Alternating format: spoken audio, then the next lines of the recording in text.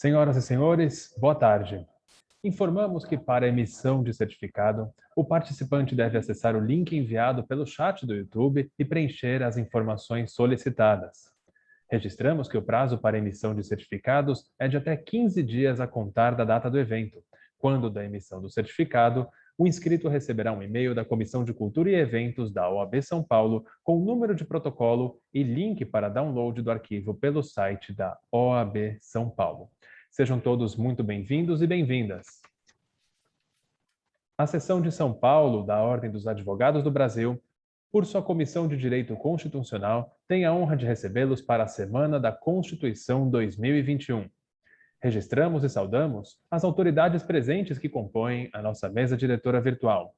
O excelentíssimo doutor Alexandre de Moraes, ministro do Supremo Tribunal Federal e ministro do Tribunal Superior Eleitoral.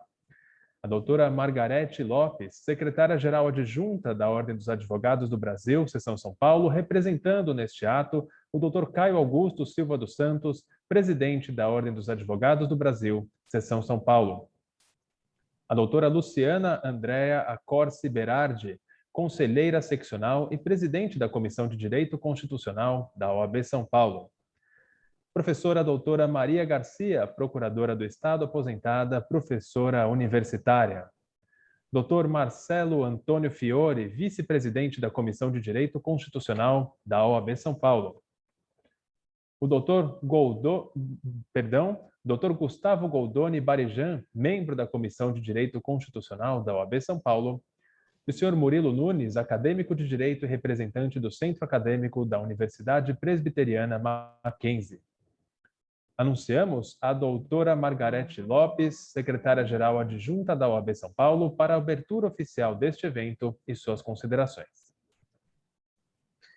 Boa tarde a todos e a todas, esses seres humanos maravilhosos que hoje estão todos aqui reunidos para tratar de um tema tão relevante que é esta Semana da Constituição Federal 2021. Muito obrigada pela presença, a todos os que estão conosco. Muito obrigada, ministro Alexandre de Moraes. Muito obrigada, querida conselheira e presidente da comissão, Luciana Berardi. A querida professora Maria Garcia, nossa inspiração de todos os tempos. Muito obrigada por toda a sua trajetória, por ser essa inspiração para todas nós, mulheres advogadas, muito obrigada. Obrigada a este querido acadêmico que está aqui conosco, representante deste centro acadêmico, querido futuro doutor Murilo Nunes. É um prazer que o senhor esteja aqui, porque o futuro já está em nossas mãos e muito mais na sua do que na nossa.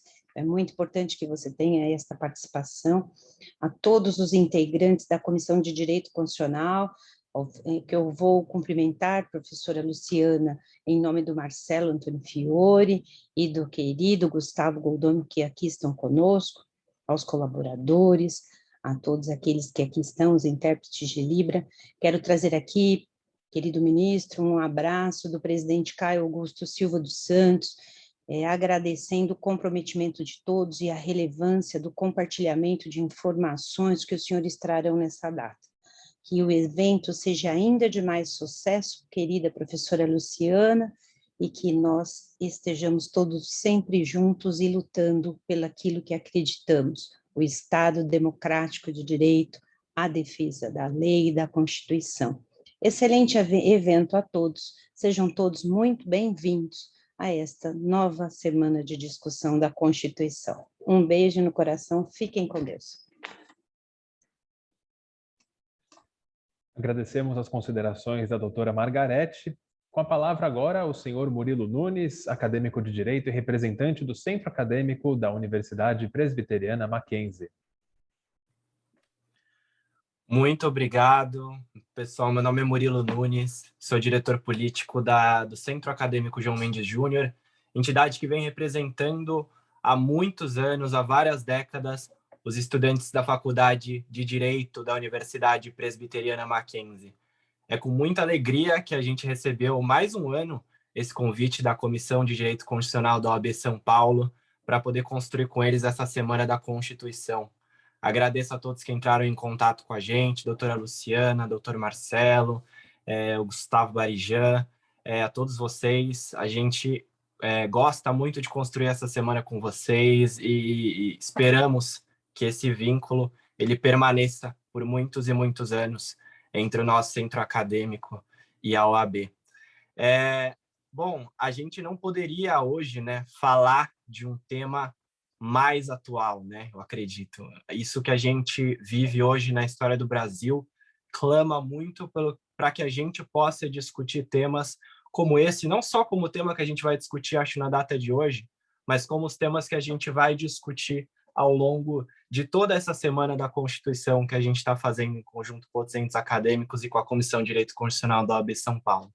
Hoje a gente vai debater a análise constitucional do direito ao silêncio em CPI. Então, todos vocês que têm acompanhado, né, têm ouvido falar muito de CPI já há vários e vários meses, tenho certeza que vai ser um dia de grande crescimento e de muito debate para a gente. E eu tenho certeza disso porque a gente tem dois grandes convidados para falar com a gente hoje. A gente trouxe a professora Maria Garcia e o ministro Alexandre de Moraes. Então, eu vou apresentá-los aqui, vou falar um pouco, claro, só uma parte do currículo deles, porque acho que se fosse falar o currículo inteiro, ficaríamos aqui até o próximo aniversário da nossa Constituição. Então, vou me ater aqui a falar apenas uma parcela, passar para as exposições de falas deles. É claro que todos gostaríamos de poder ouvir os dois convidados por muitas e muitas horas, mas por uma questão da nossa própria limitação de tempo aqui no evento, combinamos com os convidados aí por volta de 30 a 40 minutos de exposições de fala. Claro, eles fiquem à vontade para falar o tempo que julgarem necessários. Vou apresentar primeiro a professora Maria Garcia. A professora Maria Garcia ela é membro do Conselho Superior de Direito da Federação do Comércio. Ela também é membro do Conselho Editorial da Revista da Escola Superior da Procuradoria-Geral do Estado de São Paulo, membro do Conselho Editorial da Revista De Iure, do Ministério Público de Minas Gerais, e também membro da Comissão Permanente de Estudos de Bioética do IASP. Vou, por enquanto, só apresentar a professora, peço licença aí para Vossa Excelência, ministro Alexandre de Moraes, que tem uma grande história com a nossa faculdade, né, Presbiteriana Mackenzie. Vou deixar, então, para apresentá-lo logo antes da sua exposição de fala. Mas com a palavra, a professora Maria Garcia, agradeço muito a presença e a disponibilidade da doutora e também do ministro Alexandre de Moraes. Muito obrigado.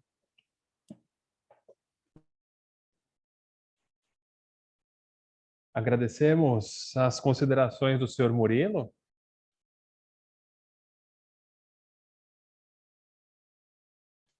E para suas saudações, convidamos agora a doutora Luciana Andréa Corsi Berardi, conselheira seccional e presidente da Comissão de Direito Constitucional da OAB São Paulo.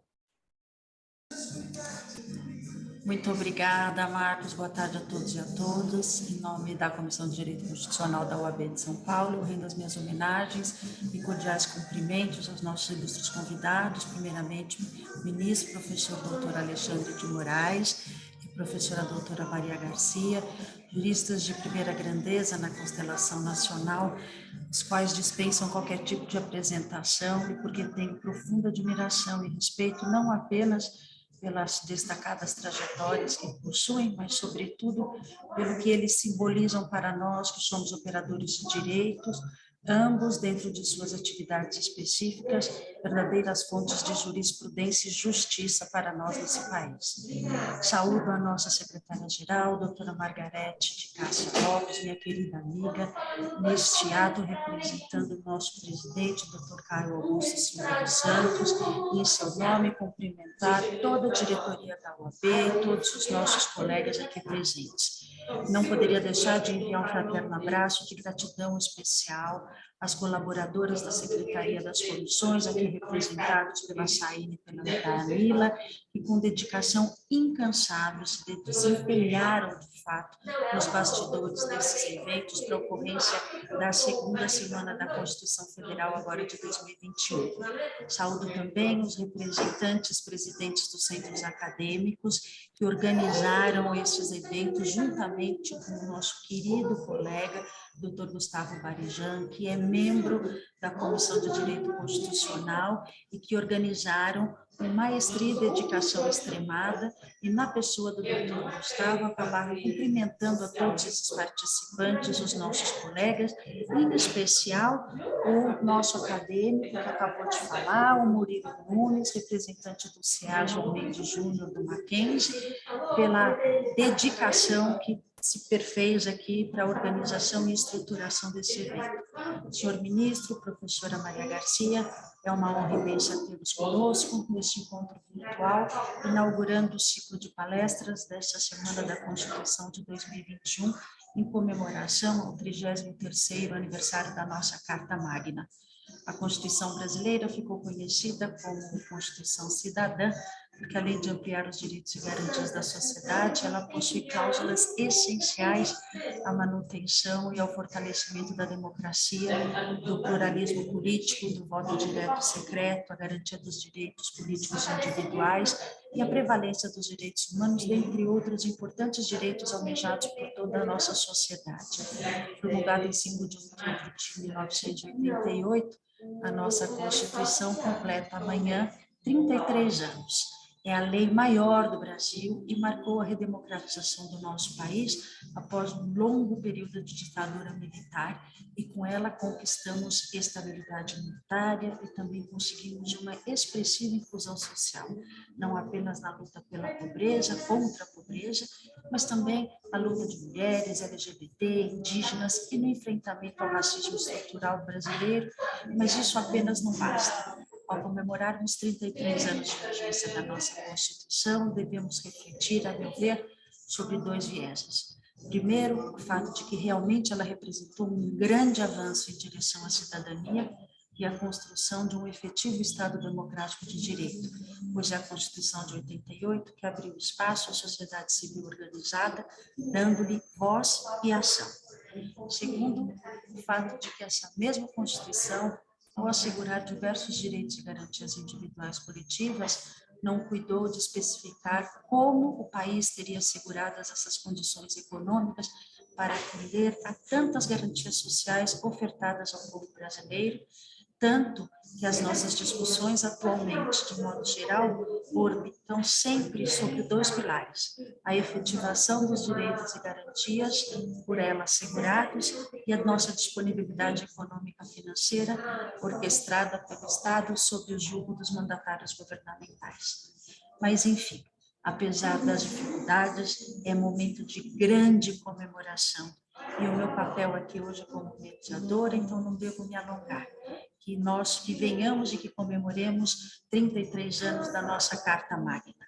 Que tenhamos um bom evento e muito obrigada mais uma vez a todos e a todas aqui presentes. Agradecemos a doutora Luciana. Iniciando as exposições da Semana do Direito Constitucional, que hoje tem como tema Análise Constitucional do Direito ao Silêncio na CPI, convidamos o excelentíssimo doutor Alexandre de Moraes, ministro do Supremo Tribunal Federal e ministro do Tribunal Superior Eleitoral, professor universitário, doutor em Direito do Estado e livre docente em Direito Constitucional pela Universidade de São Paulo. A palavra é sua, ministro. Boa tarde a todos. Eu inicialmente agradeço o convite que me foi feito pela OAB São Paulo para poder participar, junto com a professora Maria Garcia, da abertura dessa Semana da Constituição. É realmente importantíssimo comemorarmos os 33 anos da Constituição brasileira. Cumprimento aqui inicialmente a doutora Margarete Lopes, secretária-geral adjunta da Ordem dos Advogados do Brasil, a doutora Luciana Berardi, Luciana Andréa Corsi Berardi, presidente da Comissão Especial de Direito Constitucional da OAB, Dr. Marcelo Fiore, o vice-presidente dessa comissão, Dr. Gustavo Balijan, secretário da Comissão de Direito Constitucional. Cumprimento também o aluno Murilo Nunes, acadêmico de Direito e representante do Centro Acadêmico da Universidade Presbiteriana Mackenzie, universidade essa que tenho grande honra e orgulho de ser professor desde 2000, já há 21 anos, e exatamente o mesmo tempo em que tive a grande honra de ser inquirido na minha banca de doutorado, em junho de 2000, pela professora e amiga Maria Garcia. Em junho de 2000, na Universidade de São Paulo, a professora Maria Garcia me honrou participando da minha banca de doutorado, presidida pelo professor Dalmo Dallari, e a professora Maria Garcia, já uma amiga de longa data, pude, eu diria, engrandecer os trabalhos e engrandecer mais ainda o meu título de doutorado, meu doutoramento. Ficam aqui meus cumprimentos à professora Maria Garcia e a vontade de em breve revê-la pessoalmente em congressos, nas faculdades, nas aulas. Essa tecnologia é muito boa, para que nós possamos participar de mais eventos, mas nada substitui os encontros pessoais que tivemos inúmeros anos após anos. Aqui, a questão é muito importante, mas antes de entrarmos propriamente na questão, eu gostaria de comemorar realmente esse aniversário que amanhã se concretiza de 33 anos da Constituição. É o maior período de estabilidade democrática e do Estado de Direito desde o início da República. É importante nós repetirmos isso, independentemente de todos os problemas, todas as crises políticas, socioeconômicas, todas as crises de moralidade, de ética que tivemos, mas desde o início da República Brasileira, que não nasceu democrática, República Brasileira que nasceu sob o estado de sítio, de Marechal Deodoro, permanecendo com o Marechal Floriano sob o estado de sítio, que logo em 1930 sofreu uma ruptura, uma grande ruptura com a ditadura Vargas. Essa república tão sofrida no Brasil, com tantos anos e décadas de regime de exceção, comemora amanhã 33 anos da Constituição de 1988. Isso é importantíssimo. Nenhum país do mundo, nenhuma grande democracia do mundo, nesse período, passou por 2 impeachments. E nos dois impeachments, num lado, o presidente mais, para ficar na classificação tradicional, mais à direita, o ex-presidente Collor Mello, no outro uma presidente mais à esquerda, a presidente Dilma Rousseff. Nos 2 impeachments, o Brasil seguiu a regra do jogo, seguiu a Constituição. Nós tivemos, somados os mandados de segurança no Supremo Tribunal Federal nesses 2 impeachments, mais de 100 mandados de segurança, ou seja, os próprios partidos a favor e contra respeitaram o Estado de Direito.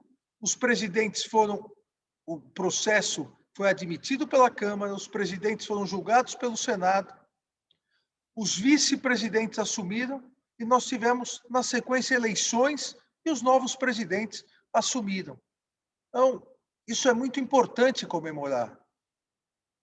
É muito importante porque nós temos uma Constituição que permite o respeito ao Estado de Direito, aos direitos fundamentais, permite as liberdades públicas, mas, obviamente, nenhuma Constituição em nenhum lugar do mundo faz milagre sozinha. Então, nós temos, infelizmente, uma tendência, não só de homens públicos, de pessoas públicas, da imprensa, às vezes também, da população, de culpar a Constituição. Não. A Constituição traz as regras, traz os direitos. A Constituição traz o esqueleto orgânico institucional do país, e a nós realmente é que compete aplicar bem essa Constituição. Então, de parabéns à OAB, parabéns a Mackenzie, o Centro Acadêmico, por novamente reunir aqui várias pessoas para que possamos, durante essa semana da Constituição, possamos refletir a questão constitucional. E esse tema, como antecipou o Murilo, esse tema sobre o direito ao silêncio na CPI é um tema tradicional, importantíssimo e atualíssimo. Eu participei, há 2 semanas atrás, numa banca de doutorado na Universidade de São Paulo, na Faculdade de Direito do Largo de São Francisco, sobre a questão do direito ao silêncio e à não autoincriminação. E lá eu disse aqui, vou repetir, que está na hora de nós repensarmos a amplitude que o Brasil deu a essa questão do direito ao silêncio. E explico. Nós temos a garantia constitucional, e essa garantia, obviamente, é um direito fundamental, da não autoincriminação. Ninguém é obrigado a produzir prova contra si mesmo. No Estado de Direito, o órgão acusador, ele tem o dever de comprovar o que alega. O ônus da acusação é de quem alega. O ônus da acusação criminal, em 99,9% dos casos, onde a ação penal é pública, a maioria das vezes incondicionada, é o Ministério Público que tem o dever constitucional de comprovar o que alega sem deixar qualquer dúvida razoável sobre a culpabilidade do acusado.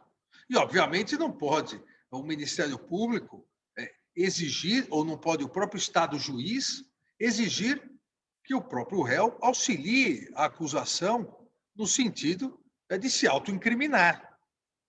Não haveria aí nenhuma postura ética do Estado acusador, nem do próprio Estado juiz. Nem sempre foi assim. Sabemos que no Brasil, até 1988, o silêncio poderia ser utilizado contra o réu. É importante relembrar isso. É mais uma conquista importante da Constituição de 1988. Até 88, o silêncio era aquilo que mais ou menos nós ouvimos recentemente, de parcela da sociedade. Quem não deve, não teme. Então, não teria direito ao silêncio. Isso é um absurdo do ponto de vista jurídico, do ponto de vista constitucional. A pessoa não é obrigada a produzir prova contra si mesma. E esse direito, que constitucionalmente é conhecido no famoso caso Miranda versus Arizona, nos Estados Unidos, onde pela primeira vez se anulou a confissão de Miranda, de um réu que não tinha sido avisado sobre o seu direito ao silêncio. Esse direito ao silêncio ele foi sendo reforçado em vários ordenamentos jurídicos. Tanto o direito ao silêncio quanto o direito à não autoincriminação. Também não é obrigado ao acusado a apresentar provas, documentos. Olha aqui, a acusação não encontrou nada, mas o meu computador tem aqui a minha confissão. Não há essa obrigatoriedade. Mas, e aqui que eu gostaria de uma reflexão de todos, o que é o direito ao silêncio? O que é o direito à não autoincriminação? E isso vem sendo muito discutido nos países da Europa continental, que têm um entendimento diverso do entendimento da Inglaterra, por exemplo. O que é o direito ao silêncio? É o direito a mentir? O direito ao silêncio é o direito e o direito à não autoincriminação? É o direito à obstrução da justiça? É um direito de defesa, entre aspas, ou é um direito de ataque? O direito que eu tenho, constitucionalmente garantido, de silenciar sobre fatos que possam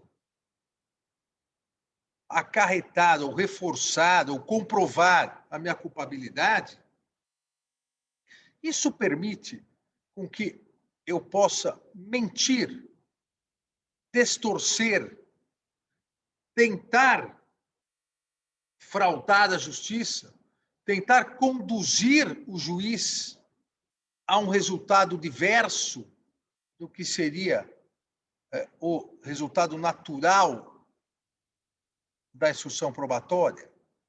E os ordenamentos jurídicos, eles divergem sobre isso.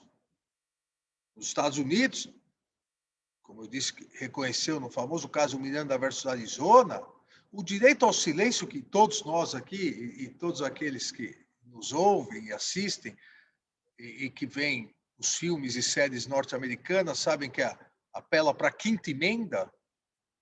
O direito ao silêncio e à não autoincriminação é calar-se. E isso não pode ser utilizado contra o acusado, não pode ser utilizado contra o réu.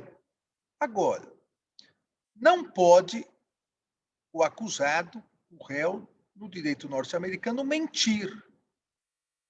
Porque há um tipo especial, um tipo específico de crime, crime de perjúrio, em que ele pode ser responsabilizado.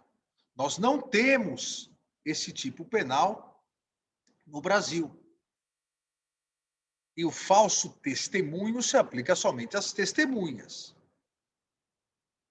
O Brasil tem uma interpretação mais elástica ao direito ao silêncio, como alguns ordenamentos jurídicos da Europa continental. O direito ao silêncio e à não autoincriminação englobaria, inclusive, o direito à mentira, o direito à possibilidade, eu diria, de tentar conduzir uma versão claramente mentirosa. O réu no Brasil, ele não só pode quedar-se inerte, em silêncio, mas pode mentir. Tradicionalmente, isso vem sendo entendido assim, como em outros ordenamentos jurídicos. O que faz, e o professor T.S. Allen, da Universidade de Cambridge, tem um belo artigo sobre isso, sobre o direito ao silêncio e à não autoincriminação, o que vem fazendo que os juristas comecem a repensar na seguinte questão: a partir do momento em que os Estados de direito, os Estados democráticos de direito, garantem, concretizam o devido processo legal, com a ampla defesa, o direito ao contraditório, a necessidade de uma correspondência equitativa entre acusação e defesa. A acusação não é mais do que a defesa. A acusação é uma parte representada pelo Estado, exatamente para impedir a vingança, a utilização da ação penal como vingança, mas dentro da par condicio, da paridade de armas, da paridade de condições, a acusação e defesa se equivalem. Se elas se equivalem, ambas devem ter essa reflexão que o citado professor de Cambridge fez. A partir disso, deve haver um respeito mútuo durante a instrução processual. O réu não é obrigado a produzir prova contra si mesmo. O réu tem direito ao silêncio, mas o réu não pode simplesmente tentar não a ele não incidir os procedimentos do Estado. Vejam, há uma diferença, e essa discussão que vem sendo feita, há uma diferença entre garantia do direito ao silêncio, que é consagrada, a não produção de provas contra si mesmo, mas a tentativa de se negar a participar do devido processo legal, se negar a comparecer perante o juiz, se negar a comparecer às audiências. Na maioria, e aí vale para quase todos os países europeus, na maioria dos países, o réu se nega a comparecer a uma audiência alegando ao seu próprio interrogatório, não, eu vou, como eu tenho direito ao silêncio, eu nem vou comparecer. É uma das causas processuais de decretação de prisão, porque se entende que é um desrespeito à justiça. Ele tem todo o direito de, ao comparecer, se negar a falar, alegar seu direito ao silêncio e mais. Em grande parte dos ordenamentos jurídicos, como no Brasil, ele pode até mentir, mas ele não pode se recusar ao comparecimento. E esse direito ao silêncio, o direito ao silêncio, enquanto garantia constitucional, enquanto um direito fundamental, se refere a fatos que possam incriminá-lo. A partir desse desenho, onde entendo necessário rediscutir a amplitude, a possibilidade ou não de mentir, a possibilidade ou não de tentar conduzir o órgão julgador para um caminho errôneo, não, a amplitude, e mais do que a própria amplitude, a necessidade da participação do processo, com todos os seus direitos garantidos, nós estamos vendo algumas questões atuais na CPI. Algumas, e aqui eu não vou nominar, até porque são inúmeros mandados de segurança no Supremo, inúmeros habeas corpus, perdão, no Supremo Tribunal Federal, para a garantia do direito ao silêncio, alguns depoimentos lamentáveis em que pessoas comparecem à CPI claramente para mentir, claramente para não se utilizar de um direito, mas sim abusar do direito, exercer com desvio de finalidade esse direito.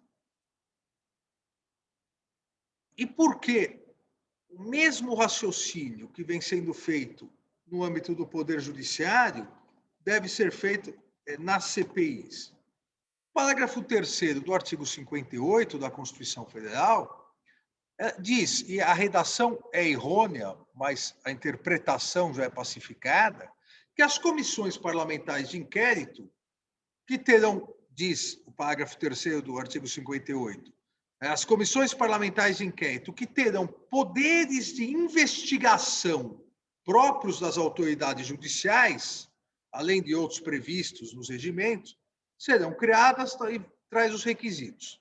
Sabemos nós que no Brasil a autoridade judicial não tem poderes de investigação. O juiz não é um investigador.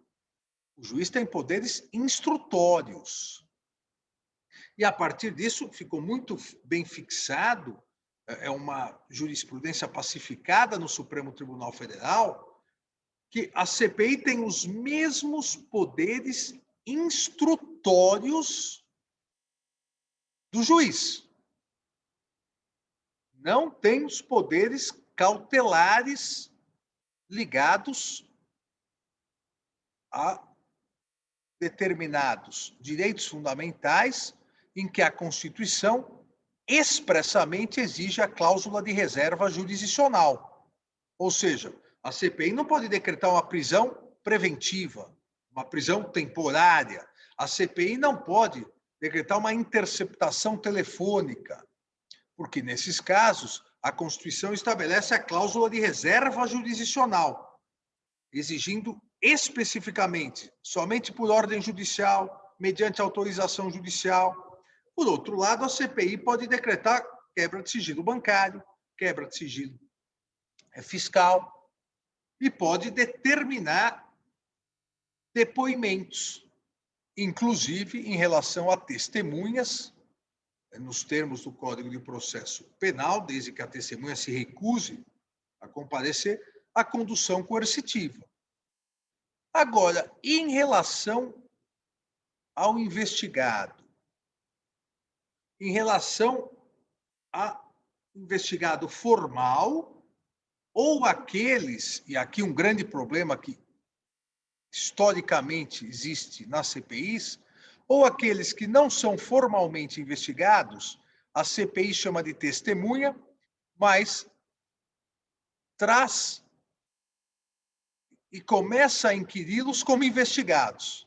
Num caso ou no outro, sempre terão, ou seja, investigados formalmente ou intimados como testemunhas, mas se as perguntas puderem incriminá-lo ou incriminá-la, essa pessoa sempre terá o direito ao silêncio. Aqui não há nenhuma dúvida. Todos os fatos que possam incriminá-lo, o investigado tem o direito ao silêncio e não da produção, não produzir prova contra si mesmo. Agora, e fatos que não dizem respeito à sua pessoa?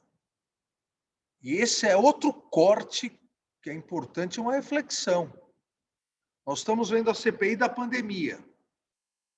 A pessoa é investigada. Todos os fatos que digam respeito a ele, que possam incriminá-lo, ele tem o direito ao silêncio. Agora, em fatos que não têm relação com a pessoa, só que podem contribuir. Porque esse é o grande erro da generalização do direito ao silêncio.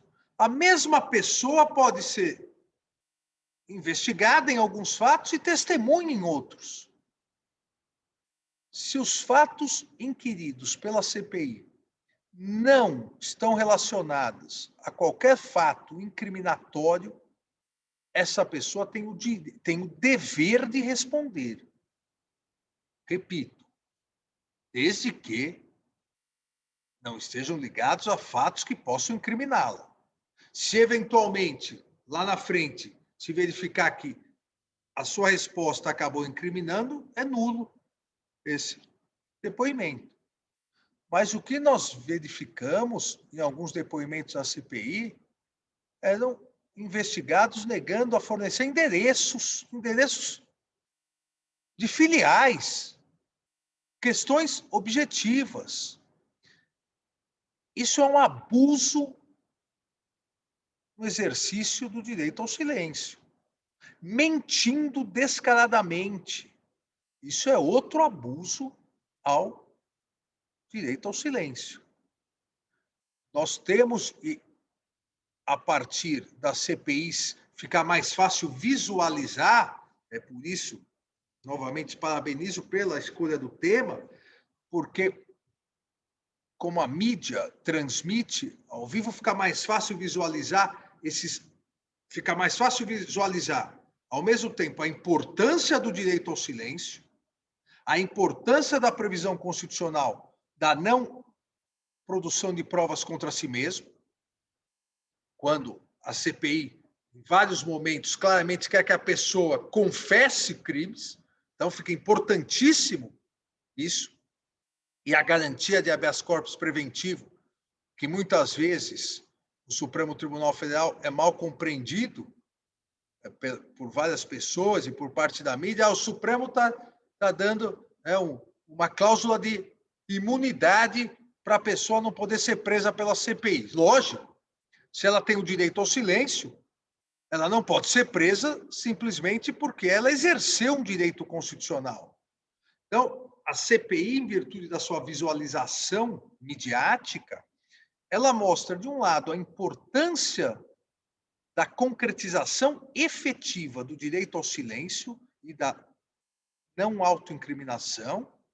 mas, do outro lado, também vem tornando patente que nós devemos, eu digo aqui, no jurídico, devemos, pelo menos, no mínimo, nós devemos fazer algumas reflexões. O direito ao silêncio deve continuar abrangendo o direito à mentira? O direito ao silêncio deve possibilitar fraudes processuais? O direito ao silêncio pode permitir a não participação do devido processo legal? E o Supremo Tribunal Federal negou 3 ou 4 habeas corpus em que a pessoa pedia para nem comparecer. Ah, nem quero comparecer. Olha, tem que comparecer. Ela tem o direito ao silêncio em relação, volto a dizer, aos eventuais condutas que a incriminem, fatos que incriminem. Então, essas reflexões são importantíssimas para evitar, isso em vários locais do mundo vem ocorrendo, para evitar que o abuso no exercício do direito, de um direito importantíssimo, que é o direito ao silêncio e à não autoincriminação, que o desvio de finalidade no exercício desse direito acabe fazendo com que haja uma diminuição protetiva do Estado a esse direito. Não. Direito ao silêncio, direito à não autoincriminação deve ser protegido na sua eficácia máxima, sem desvios, sem abusos. A pessoa é obrigada ao comparecimento. E, a partir das perguntas, a pessoa exerce o seu direito. O seu direito. Está na hora já de nós retirarmos o direito à mentira dentro do direito ao silêncio. Vejam que o direito, a Câmara dos Lordes, que agora houve já de alguns anos uma transformação, uma Suprema Corte inglesa, a Câmara dos Lordes tem vários precedentes em que acabou, pela própria mentira, invertendo o direito ao silêncio. Isso é extremamente perigoso no Brasil. Ou seja, acabou limitando o direito ao silêncio. Nós não devemos limitar o exercício de um direito fundamental consagrado na Constituição para impedir uma confissão forçada, para impedir, do outro lado, que o Estado atue de forma coercitiva, seja violência física, violência psicológica, ameaça de prisão. E nós vimos, no passado recente no Brasil, quantas e quantas confissões obtidas por ameaça de uma prisão temporária ser prorrogada. Então, é melhor confessar. Nós não podemos permitir que o Estado, dentro daquilo que eu disse, do devido processo legal equitativo entre acusação e defesa, nós não podemos permitir que o Estado use meios coercitivos para afastar o pleno exercício do direito ao silêncio.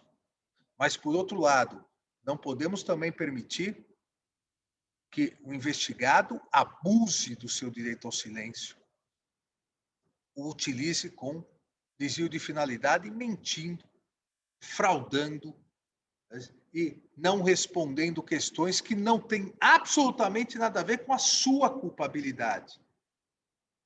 Nós não podemos ver só preto e o branco. Há sempre uma zona cinzenta em que aquela pessoa também pode ser testemunha de outros fatos, principalmente numa CPI como essa da pandemia, que analisa inúmeros fatos. Então, se eu puder aqui dar uma contribuição nessa abertura de jornada constitucional, seria exatamente para refletirmos sobre primeiro, a necessidade da manutenção plena, da eficácia plena do direito ao silêncio e à não autoincriminação, como um direito fundamental importantíssimo. Mas não permitimos abuso no exercício desse direito não permitimos desvio de finalidade, como, de resto, não é permitido em qualquer outro exercício de um direito constitucional. Muito obrigado.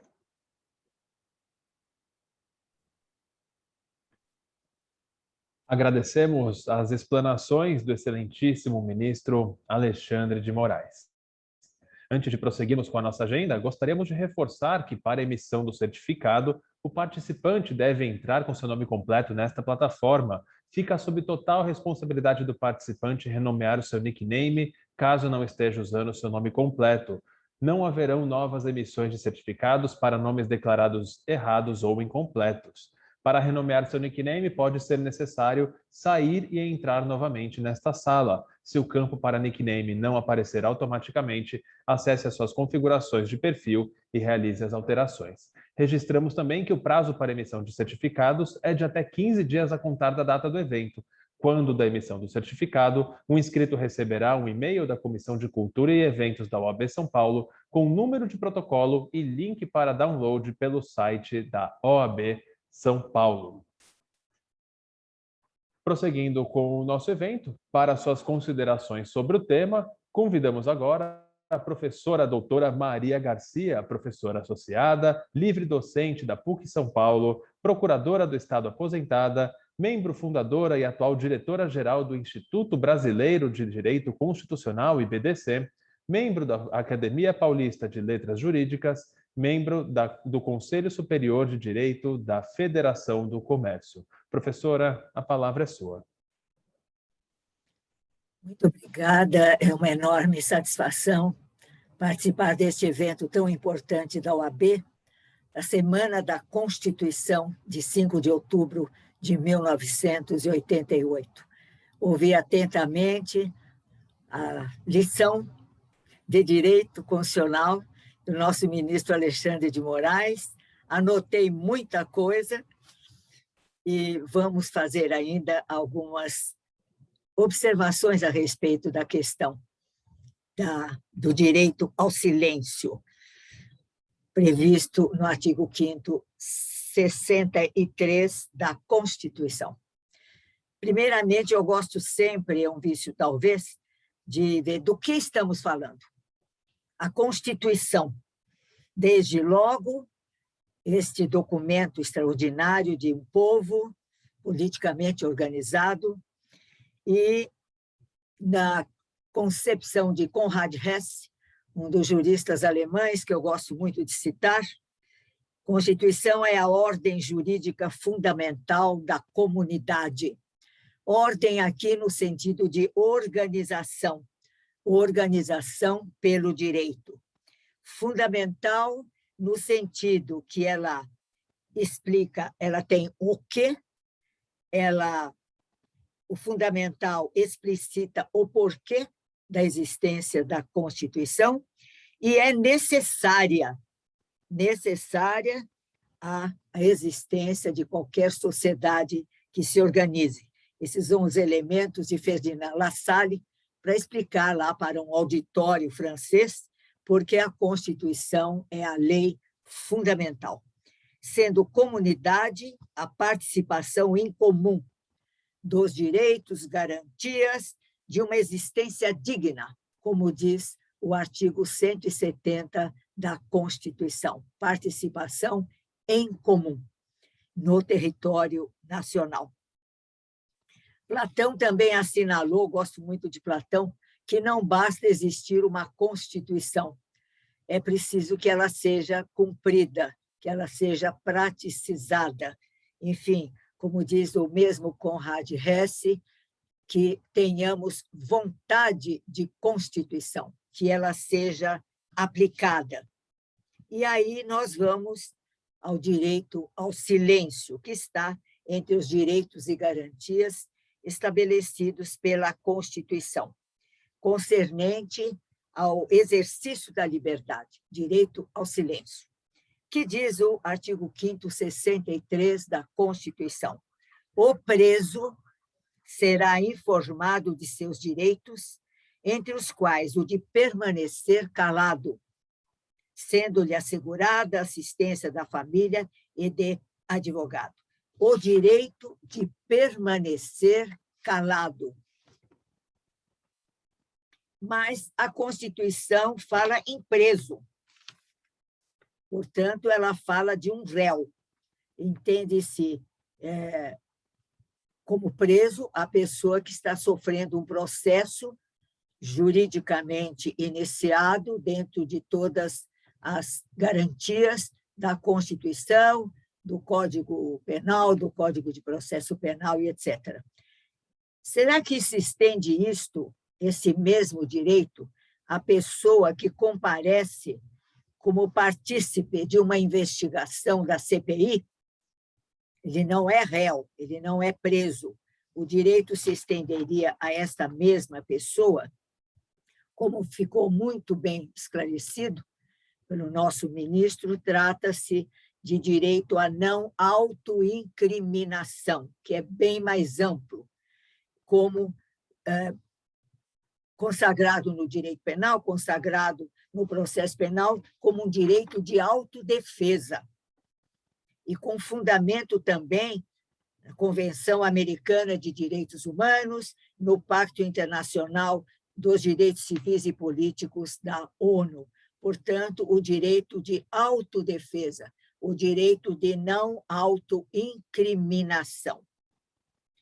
Portanto, o depoente na CPI não é réu, na acepção de aquele contra quem se instaurou o processo judicial, conforme o dicionário. Ocorre que, muito mais do que o réu, o direito ao silêncio se justifica no caso de um participante de uma CPI, uma pessoa que vai lá solicitada para esclarecer fatos que estão sendo investigados e contribuir com o seu conhecimento para o esclarecimento daquele fato. Se o réu tem direito ao silêncio, quanto mais aquele que não é réu, aquele que não está sofrendo processo judicial, porquanto inexiste acusação formal. E a pessoa depoente não se encontra conscientemente preparada para o seu depoimento. Então, vamos lá. Se a pessoa é réu, se a pessoa está presa, já está sofrendo uma acusação formal, quando comparece, com auxílio de seu advogado, conhece os termos da acusação.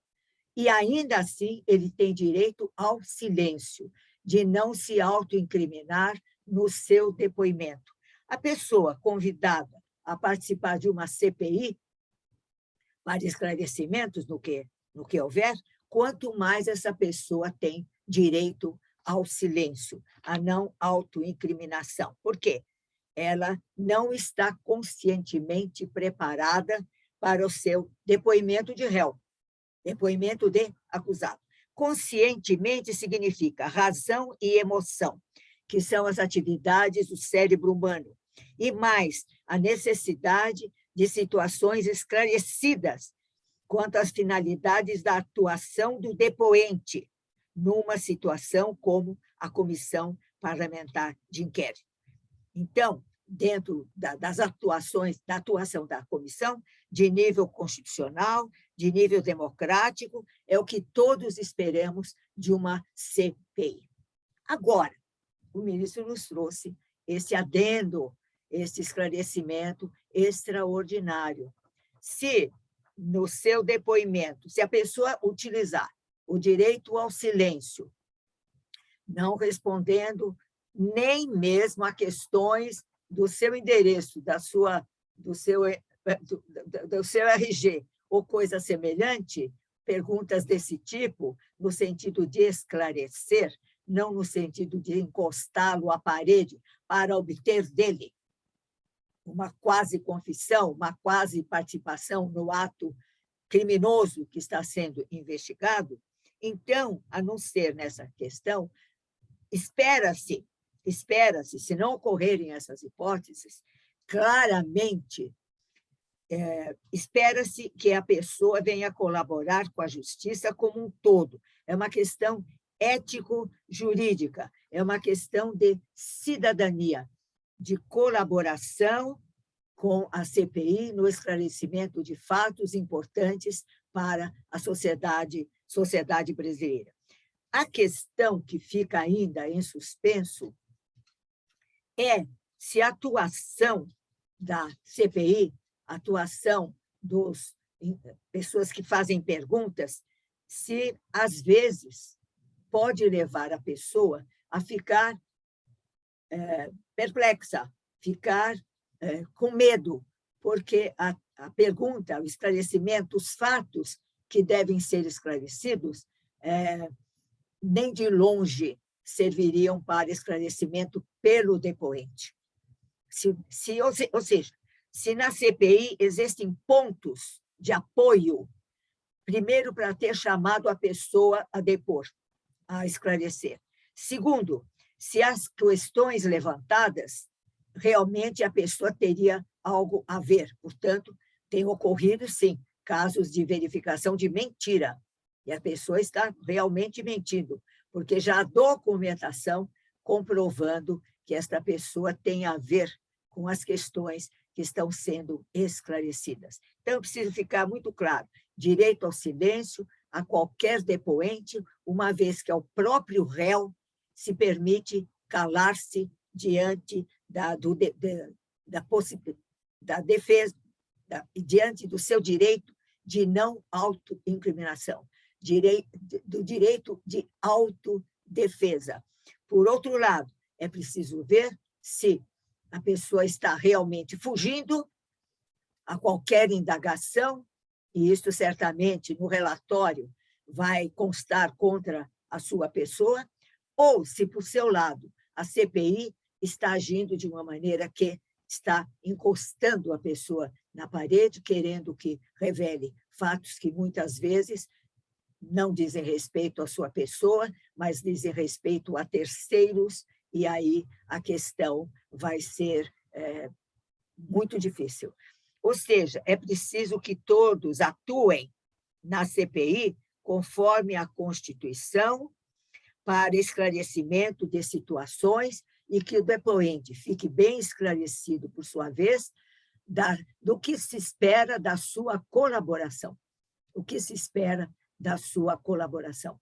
Claro que é uma questão bastante delicada, Vejamos o relatório da CPI, isso vai ser examinado pelo parlamento e esperamos que tudo isso leve ao esclarecimento da verdade. Mas concordo plenamente com a exposição do ministro na questão C,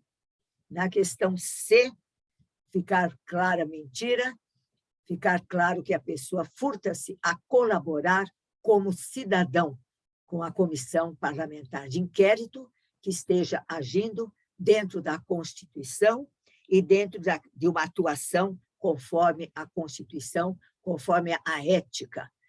Isso precisa ficar muito claro, e é muito bom que a OAB tenha trazido para discussão, para conhecimento público, para preocupação pública, esta questão tão delicada da atuação da CPI conforme a Constituição. E, certamente, no aniversário da Constituição. Isto é muito importante para aquilo que Conrad Hesse diz, que o povo brasileiro tenha vontade de Constituição, de conhecê-la e cumpri-la, para o bem de todos. Muito obrigada, estou à disposição para qualquer pergunta. Muito obrigada. Agradecemos as contribuições da professora Maria Garcia e para suas conclusões e encerramento do primeiro dia da Semana do Direito Constitucional, anunciamos a doutora Luciana Andréa Corsi Berardi, conselheira seccional e presidente da Comissão de Direito Constitucional da OAB São Paulo. Boa tarde novamente a todos e a todas. Eu vou aproveitar que nós temos ainda um tempinho e que o ministro precisou se retirar face às aulas, ele tem uma audiência, ele pediu uma... Deixa eu até aproveitar aqui. O ministro pediu desculpas, em especial à professora Maria Garcia, mas ele precisou se retirar às 18h10, porque ele teria uma a audiência no Tribunal Superior Eleitoral. Professor, então está justificada a ausência do ministro. Eu vou aproveitar a oportunidade que nós ainda temos um pouquinho de tempo, passar a palavra para o nosso vice-presidente, doutor Marcelo Fiore, para suas considerações, mesmo porque nós estamos com mais de 250 convidados aqui online conosco, diretamente aqui dos participantes e no YouTube. Então, eu acho que o doutor Marcelo também tem as suas considerações e tem duas perguntas aqui, professora, se a senhora puder responder para nós, que ainda temos um pouquinho de tempo e os nossos acompanhantes aqui, nossos colegas, estão fazendo algumas perguntas para nós. Marcelo, a palavra está contigo. Minha presidente, minha amiga, Luciana Berardi, saudar o nosso presidente Caio Augusto, saudar a minha eterna professora, eu já disse isso a ela pessoalmente, olhando nesses olhos carinhosos que ela tem conosco. Ela é a responsável por eu gostar tanto de direito constitucional como eu gosto. Nos idos da PUC, lá atrás, né, minha amiga Luciana? Quando a gente começou a nossa carreira e a Constituição estava nascendo junto com a nossa vida acadêmica, a professora Maria Garcia foi responsável por esse gosto, essa chama posta no nosso coração. Então, toda vez que eu tenho oportunidade, dessa vez agora para 215 pessoas online, eu quero deixar registrado. A senhora é responsável por isso. Muito obrigado. A nossa querida secretária Margarete, que está aí na luta todos os dias, hoje representando o presidente Caio, que está cheio de compromissos, né, Margarete? Enlouquecido pela vida, mas nos acompanhando a cada passo, como a Comissão de Direito Constitucional tem feito alguns eventos aí desde o início da pandemia. Eu também quero deixar registrado o agradecimento ao presidente Caio, que sempre nos deu guarida a todas as loucuras que a gente inventa. É bom demais ver o Murilo Nunes aqui de novo. A gente esteve junto há um ano atrás, e ele também é um garoto especial, que está aí começando a sua carreira e já envolvido 2 vezes nessas loucuras que a gente inventa, né, Murilo? Então, obrigado a você. A todos vocês que estão por aqui acompanhando a gente, tentando sair um pouquinho daquilo que eu e Luciana resolvemos definir internamente como a revolta contra o achismo. Chega de ter opinião sobre tudo sem conhecer absolutamente nada sobre o tema que se defende. E a Comissão de Direito Constitucional, sobre a batuta da minha amiga Luciana, da minha presidente, tem proposto isso a uma série de alunos.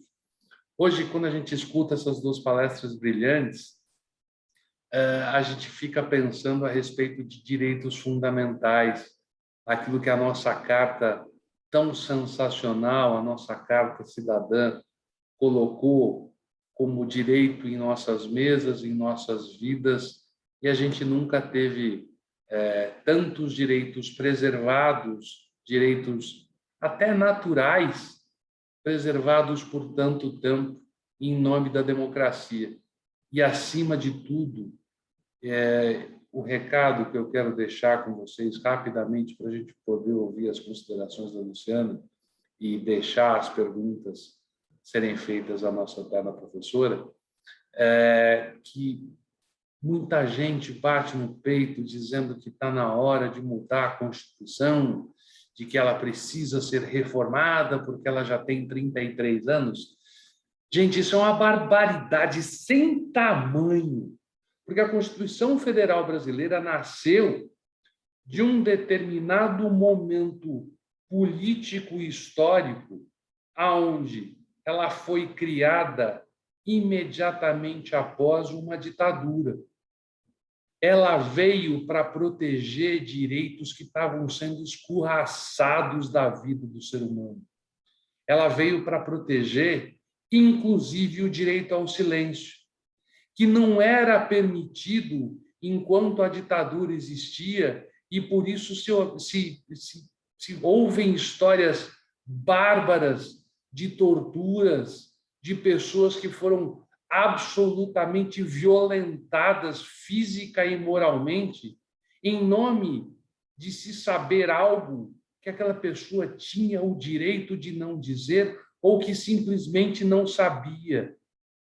A Constituição Federal de 1988, ela é extraordinária. Ela é protetiva, ela é guarda, ela é um guarda-chuva de direitos do ser humano e não só do cidadão. Então, vocês que me ouvem neste momento, lembrem-se que por mais que em determinados momentos nós possamos questionar o que o judiciário diz, as interpretações a respeito da Constituição, que obviamente não está integralmente regulamentada, e naquilo que está regulamentada talvez precise de algumas modernizações na legislação regulamentar e jamais no texto base. Porque o texto base que foi levantado das mãos do saudoso Ulisses Guimarães, esse não pode ser alterado em nome da preservação do Estado democrático de direito, em nome da preservação do ser humano e dos seus direitos naturais. É isso que eu queria deixar registrado aqui na abertura do nosso evento, saudando mais uma vez a todos vocês e agradecendo os ouvidos que virão durante toda essa semana. Amanhã é o aniversário dela. A gente merece uma comemoração significativa. Luciana, a bola é tua, minha querida professora. Mais uma vez, essa paixão veio das suas aulas. Muito obrigado. Muito obrigada. Professora, eu vou tomar ali. Marcelo, querido, muito obrigada pelas suas palavras, as suas considerações. É sempre muito importante tê-lo aqui conosco, especialmente num momento, né, como esse, em que todos nós ficamos muito orgulhosos, de fato, de estarmos aqui, sobretudo com a colaboração da nossa querida secretária-geral, doutora Margarete de Cássia Lopes, que está como sempre, a OAB, nos apoiando incondicionalmente a gestão do presidente Caio, desde o primeiro momento que nós nos reunimos, né, Marcelo, para poder fazer esses eventos, e hoje estamos coroando a Semana da Constituição, é o último grande evento desta gestão do presidente Caio, então estamos fazendo com carinho ainda maior, né, pelas eleições que virão, além do que, né, em função das comemorações ao 33º aniversário. Então, é um momento de comemoração pelo caminho que trilhamos e pelo caminho que trilharemos.